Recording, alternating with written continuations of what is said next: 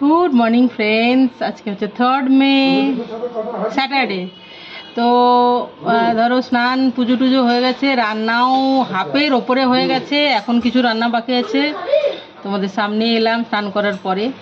সকালবেলায় মানে পরিস্থিতি থাকে না গো, যে একটু মুখটা ধুয়ে ইয়ে করবো, ইচ্ছেই করে না, মানে যে একটু সিঁদুর করবো এইটুকুনি ইচ্ছেই করে না, চুলটা আছড়ে।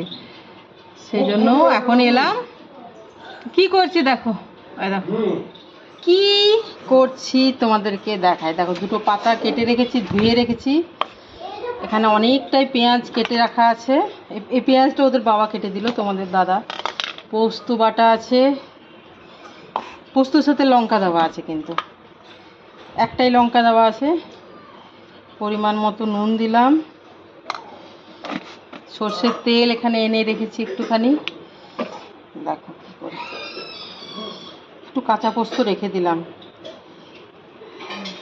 সামান্য রেখে দিলাম আর কি কাঁচা পোস্ত।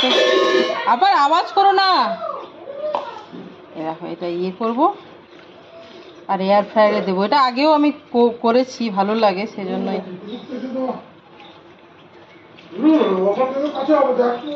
আর দেবো কি বলো তো, এই সব সময় কথা কাজের কথা, সব সময় কাজের কথা, অন্য কারোর ফোন ধরে।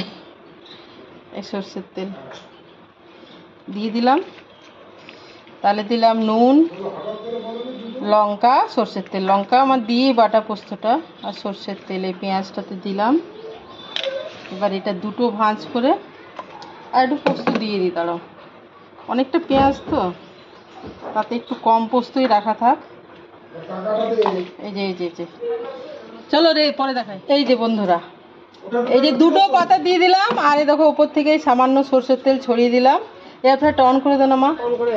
অন করা আছে, তাই এইদিকে দিয়ে দিই। দাঁড়া, এদিকে তো বাবা, এইদিকে কথা বলতে বলতে এলে আমার কিন্তু খুব ডিস্টার্ব হয়। এটা কিন্তু ঘটনা, এটা একটু ই করে ছেড়ে দে না, দেখছিস কয়েকদিন ব্যবহার করিনি তো, বন্ধই থাকে, খোলা থাকে না তবুও। আর ডিরেক্ট ওর ভেতরে হচ্ছেও না, হবে পাতাতে, কেন একটা পাতাতে নরম ইয়ে হয়ে পুড়ে টুড়ে যাবে বলে এটা খোলাই রেখে দেবো। ঠিক আছে, এমনি খোলাই থাকবে, এমন নয় যে পার্সেল। একদিন পার্সেল করেছিলাম, আজ খোলাই করছি। দে বাবু দে, এর মধ্যে বসিয়ে দিই আর মুড়ে দিই একটুখানি হালকা। দে এখানে নামা, এরমভাবে একটু। মানে পার্সেল করছি না, কিন্তু সামান্য মুড়ে দিচ্ছি। মুড়ে না দিলে এই পাতাটা তোমাদেরকে কি হবে বল, শুনো। এসে গেছে এরা সবাই। কি বলো তো, এই পাতাটা এয়ার ফ্রায়ারে ড্রাই হতে থাকবে। কলা পাতাটা ড্রাই হতে হতে কী হবে বলো তো, পুড়ে যাবে। ওপরে কয়েল আছে না, পুড়ে যাবে। এখানেই কাচতে হবে সবাইকে, এখানেই ফোনে কথা বলতে হবে, ঠিক আছে, এখানেই সব করতে হবে। আর এত বড় মানে ঘরে কোথাও জায়গা নেই, তো রাগ হবে না বলো? কত টাইম দেবো? হ্যাঁ 20 মিনিটস দাও। 20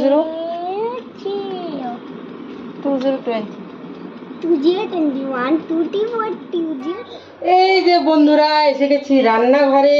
তো দেখো তোমাদের দাদা খেয়ে বেরোবে বন্ধুরা, ঠিক আছে। তো দেখো কি করছি। কাঁকড়া তো কালকে এনেছি, দেখানোই হয়নি, কিন্তু কাঁকড়া তো ওদের বাবা খায় না, তো এখন কাঁকড়া রান্না করছি না। তোমাদের দাদা রাত্রে ফিরবে না, স্নান খাওয়া দাওয়া করে তখন রাত্রে রান্না করব। কালকেও ফিরবে না, ধরো ও থাকবে না তখন খাবো। যেটা ও খায় না সেটা যখন ও থাকবে না তখন রান্না করব। কি বলো? আমরা 3 মা মেয়ে খাই কাঁকড়া, তোমাদের দাদা খায় না। বলে কি, বেশি তো আমি কাঁকড়া আনি না, বলে যে কাঁকড়া যে রান্না করে, ও তো হোটেলেও ওদের তো ইয়ে থাকে, তখন রান্নার গন্ধে মাথাটা না ধরে যায়। ধরে যায় বলতে কি বলতো, যেন জ্যাম হয়ে গেল, যেমন হয় না মাথাটা অনেক সময় চা কফি বা যারা সিগারেট খায় খেলে ছেড়ে যায়, সেরকম টাইপের গন্ধটাই, বা কাঁকড়ার রান্নার গন্ধটাই মাথাটা নাকি ধরে যায়, এরকম ব্যাপারটা।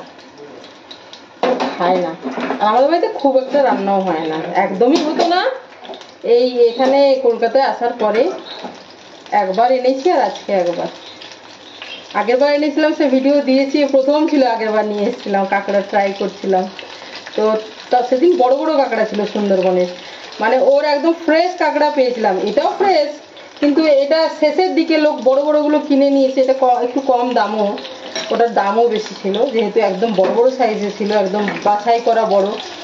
আর এগুলো সবাই বাছাই করে নিয়েছে, লাস্টে যেগুলো পড়েছিল সেগুলো আমাকে দিয়ে দিল আর কি। দিয়ে দিলাম মানে পয়সা দিয়ে, মানে বললো দিদি সবটাই নিয়ে যান, আর বিকেলে সন্ধে হয়ে যাচ্ছে, বাড়ি যাব, কম করে দিয়ে দিচ্ছি, কম পয়সায়, এরকম বলছে আর কি। সবটাই নিয়ে নিলাম, একটু বেশিই নিলাম। ও খানিকটা ওর যে দেই আর কি, নাহলে অতটা আমি নিই না। এই যে তো চলো বন্ধুরা, 2 মিনিট হয়ে গেল। এই যে দেখো পনির লম্বা লম্বা পকোড়া করছি। এই যে পেঁয়াজ পোস্ত আর পনির পকোড়া বাদ দিয়ে করেছি দেখো লাউ ডাঁটা, আলু আর বেসন বড়ার ঝোল, লাউয়ের তরকারি, লাউয়ের শাক ভাজা, এই 5টা আর কি। তো বন্ধুরা, এই কাঁকড়াগুলো আমরা কালকে কিনেছিলাম, সব মরে গেছে। কি বলতো, বালতির জলে রেখেছিলাম। ওদের বাবা তো খায় না, সেজন্য ওদের বাবা সকালে ভাত খেয়ে বেরিয়ে গেল। তো সকালে ভাতে তো অন্য কিছু রান্না করেছি, ভিডিও করেছি, দেখতেই পারবে। এগুলো তো সন্ধ্যেতে হবে, তাই দুপুরবেলা ছাড়াচ্ছি, বুঝছো? কারণ আমরা 3 মা মেয়ে কাঁকড়া খাই, ওদের বাবা খায়। হ্যাঁ হ্যাঁ হ্যাঁ, এখানে কলা পাতায়, এই যে দেখো কলা পাতা বিছিয়ে ছেড়ে এরা আছে।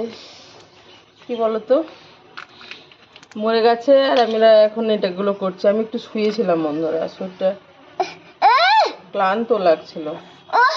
হচ্ছে না তো, আমি জোরে করে করছি, হচ্ছে না। এগুলো ওকে বেছে ভালো করে ধোবো, তারপরে সবটাই একসাথে রান্না করবো। 2-3 দিন ধরে খাবো, ফ্রিজে রেখে দেবো, রান্নাটা রেখে দেবো, বুঝতে পারছো? যেটা আমি করি না। পাগল ভেঙে দেবো। কিন্তু ও জোর করে আমাদেরকে দিয়ে দিল, বল যে সবটা নিয়ে যাও, কম দামে দিয়ে দিচ্ছি, ওর মানে বাড়ি যাবে আর কি, সেই জন্য। আচ্ছা মামা, বেশি করে খাবো। এইটা গিল সানা, এইগুলো খুব খারাপ জিনিস, যে গিল ফুলগাই, এইগুলো দেখ গিল, এই দেখ। বাকি গোটাটা এটা খাওয়া যাবে, এটা তো 5বার 7বার করে ধোবো না। কালো কালো গিল কেন? কালো কালোই হবে, পাকে থাকে তো। বেছে নি বন্ধুরা, ঠিক আছে, পরে দেখাবো কতটা হলো। এই যে বন্ধুরা দেখো, কাঁকড়াগুলো অনেকবার করে কাঁচা জলে, মানে ঠান্ডা জলে ধুয়ে, লাস্টে একবার গরম জল দিয়ে ধুয়ে ছেঁকে নুন হলুদ মাখিয়ে সর্ষের তেলে একটু ভেজে নিচ্ছি, তারপর তুলে রাখবো আর মশলা কষিয়ে মেশাবো। এতবার করে ধুয়েছি না, মানে বলার আর কিছু নেই। লাস্টে গরম জল দিয়ে, এই দেখো কাঁকড়া রান্না হয়েই গেছে। এই যে মশলাটা দেখো, এই হয়ে গেছে অনেকটা। এটা 3 দিনে খাওয়া হবে, ফ্রিজে রেখে দেবো। নইলে আমি সাধারণত রান্না করে রাখি না, কিন্তু যখন একসাথে কিনেই ফেলেছি। খুব সুন্দর গন্ধটা ভালো, তা তোমাকে উঠিয়ে দিচ্ছি, দাঁড়াও। ও দেখো কেমন মশালেদার হয়েছে। এই দেখো থালাতে তুললাম খাবো বলে। আর এখানে কে খাচ্ছে রে ভাই, কেমন আছে ওটা?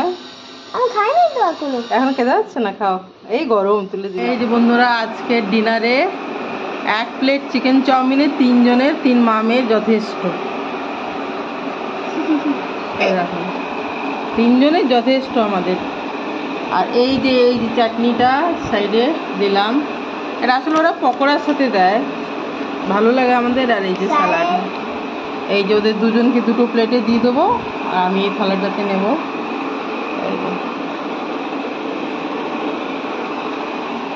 তো বন্ধুরা, এই দেখো আমার পছন্দের 2টো কালেকশন তোমাদেরকে দেখাচ্ছি। একটার উপর যেটা আমি রিসেন্টলি নিয়েছি, যেটা আমার মেয়ের হাতে পরেই দেখাচ্ছি আর কি, আর একটা সোনার, যেটা আমি অনেকদিন আগে নিয়েছি।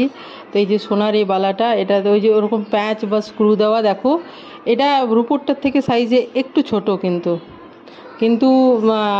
এটা তো অনেকদিন আগে নেওয়া। দেখবে বয়স হলে না হাতের সাইজটা বেড়ে যায়, জানি না কেন, মানে এজের সাথে সাথে। মানে এখন যেমন 40 পেরিয়ে গেছি, হাতটা আমার একদম ছোট ছোট, আমি মোটা ছোটা, কিন্তু একদম ছোট ছোট জিনিস দেখো আমার ঢুকে যেত হাতে, কিন্তু এখনও ঢুকে যায়, কিন্তু এখন অতটা ইজিলি ঢোকে না বন্ধুরা। তো এইটাতে তো ঢোকানোর কোনো ব্যাপার নেই, যেহেতু এটা স্ক্রু দেওয়া, প্যাঁচ দেওয়া। তো এইটা হচ্ছে সোনার, যেটা আমার অনেক দিন আগে কেনা। আর রিসেন্টলি অক্ষয় তৃতীয়ার দিন আমি এই রূপোর বালাটা কিনলাম। এই দেখো, এটার ওজন অনেক বেশি আর এটা সাইজও বড়। রূপো আর সোনার তো পার্থক্য আছে বন্ধুরা। তো এই আর কি, তো দুটোই কিন্তু আমার খুব পছন্দের। আমি খুব একটা সোনার গয়নাগাটি পরি না। আমি যে রেগুলার ডেলি ব্লগ দিই, তোমরা তো দেখতেই পারবে যে আমি রেগুলার যে সোনার কিছু পরে থাকি তা নয়, অভ্যেসই নেই আমার। কিন্তু তবু তো পছন্দসই জিনিস মানুষ কেনে, এই আর কি। এ দেখো, আমার বড় মেয়ের হাতে যে কিনা গয়নাগাটি পরতে একদমই পছন্দ করে না। তো এই দেখো, ওর ডান হাতে রূপোরটা আর বাঁ হাতে সোনারটা। এই দেখো, দুটো প্রায় একই রকম আর কি, আলাদা আলাদা, মুখগুলো আলাদা, কিন্তু প্রিন্টটা গোলাপ বলা চলে আর কি। গায়ে যেটা দেখো, এই দেখো দেখিয়ে দিচ্ছে আমি, দেখো এই দুটোই কিন্তু আমার খুব পছন্দের বন্ধুরা। এই দুটোই, রূপোরটা রিসেন্টলি নেওয়া আর সোনারটা বেশ অনেক দিন আগে নেওয়া আর কি। তো ভালো থেকো তোমরা।